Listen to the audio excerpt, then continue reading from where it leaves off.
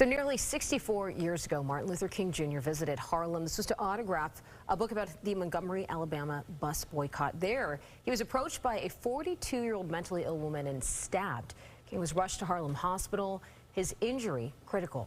A doctor named Emil Naclerio would operate on him. That doctor would become part of history by helping to save the life of the famed civil rights leader.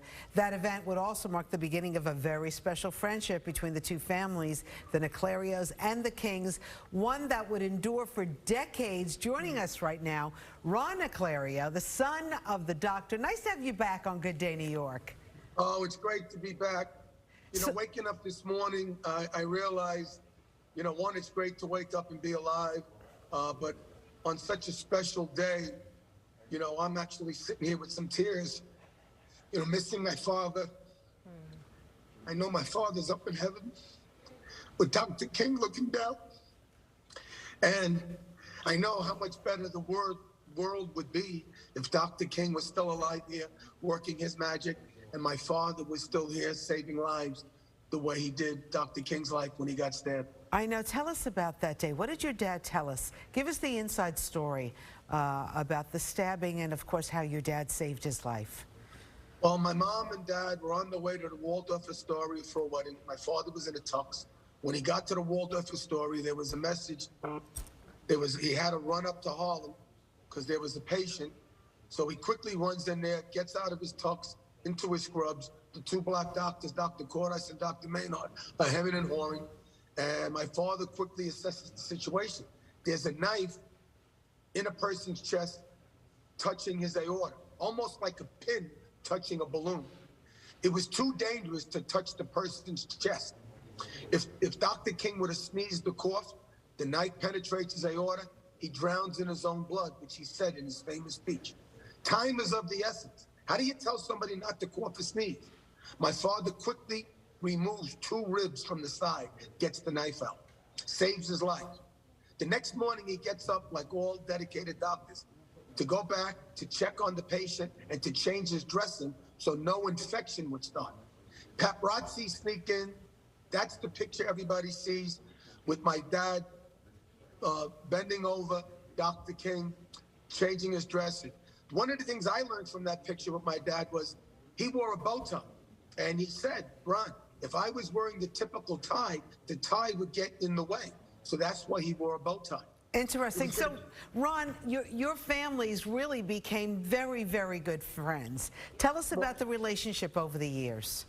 Well, 3 months later, my father gets a beautiful letter from Dr. King. 2 weeks later. Oh, it's okay, Coach. We still see you there. You can see me? Just put your camera back on. There you go. Okay. You can see me?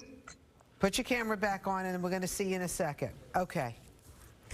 Ron, take us back to when you were 6 years old, because I think this is an incredible story of getting a phone call from someone, being 6 years old, answering the phone call from Dr. Martin Luther King. What was that like? Well, it was a cute little story because what happens is the phone rings. I'm watching cartoons. I must have been 5 or 6 years old. And my mom is hemming my brother's pants. My father's getting out of the shower. They yell, Ronnie, get the phone. Ronnie, get the phone. I want to watch cartoons. So I run to get the phone. They're asking, who's on the phone? Who's on the phone? So I answer the phone like they taught me. Dr. Naclerio and Mrs. Naclerio's residence. So they go, who's on the phone? So I go, who's speaking? So they go, who's on the phone? So I go, I'm not sure. Some guy says he's a king.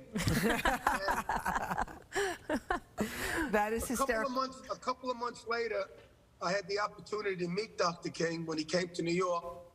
And I was with my brother, and he knew it was one of us who said that. He didn't know which one, so he said, which one of you two little whippersnappers I think I'm a king? So I raised my hand, a little embarrassed. But the King Naclerio friendship was Coretta Scott King called my dad and said, Doc, you said when we leave New York, if there's anything we ever need, you can call. So we're calling. Martin has to come back to New York. I don't feel confident with him coming back, he's a little wary for obvious reasons. They didn't trust many of the black people. They didn't trust many of the white people. They didn't trust anybody because of what happened in New York.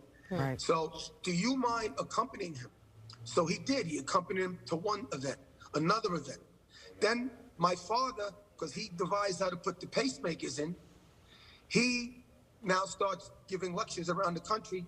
He goes to Atlanta. He calls Dr. King. Dr. King ends up introducing my dad to his father. They became very good friends. In fact, here I have a copy of a book from Daddy King. And 12 years after Dr. King was assassinated, it's autographed to my dad, October 21st, 1980, to Dr. A. Naclerio. May God bless you, Martin Luther King Sr. Wow, that's beautiful. But the letter that Dr. King sent to my dad, yeah, I treasure it. It's on stationery letterhead, Martin Luther King Jr., Dexter Avenue Baptist Church, 454 Dexter Avenue, Montgomery, Alabama. Wow. The letter is dated January 6, 1959.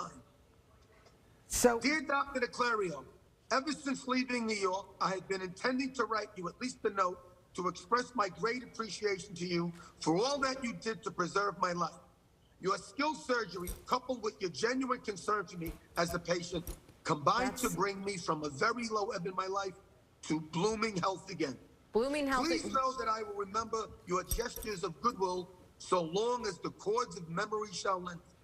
I hope you have received our gift by now. It is simply a little way to express our gratitude to you for all that you did to ease the load of a difficult period in our lives. With best wishes to you and yours for health and happiness in 1959, I am sincerely yours, Dr. Martin Luther King. that is beautiful. Ron, congratulations to you and your family. What a place in history you have. And I know you're going to be, your family's being honored at two different events today, one in Brooklyn, one by the NAACP. So That's a lot going on God there. bless you. And hey, by the way, I know we should mention he is probably one of the winningest coaches in high school history, right? 41 years, Cardozo High School, boys varsity high school. Coach in New York City and New York State. And we're wishing you another winning season this upcoming year as well. Thank you so much for having me on. Thanks, God Ron. bless you. You too. Thank you.